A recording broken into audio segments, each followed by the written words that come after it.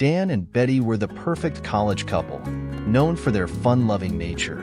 One weekend, they went to a big party on campus. The night was supposed to be about laughter and dancing, but Dan got carried away and drank far too much. Betty, noticing Dan's state, tried to convince him to leave, but he insisted on staying. Realizing he wasn't in any condition to drive, Dan called a taxi for Betty. She kissed him goodbye and jumped into the cab. At some point, Betty's taxi sped away. It swerved erratically, ultimately crashing into a parked car. The impact was severe. When emergency services arrived, they found Betty unconscious and the taxi driver reeking of alcohol. He'd been drinking himself and lost control of the car. The accident left Betty with a severe head injury. Meanwhile, Dan, unaware of the tragedy unfolding, was being driven home by his friend, Jake.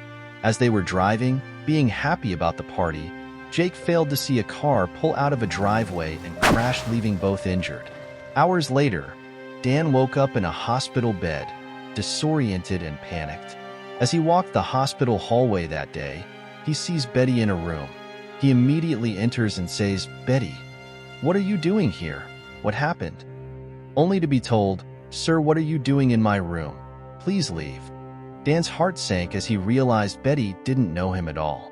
The consequences of that night made Dan lose the girl he loved and all memories that they had together. Betty's memory never returned, but she went on with her life, never knowing what her previous life was like.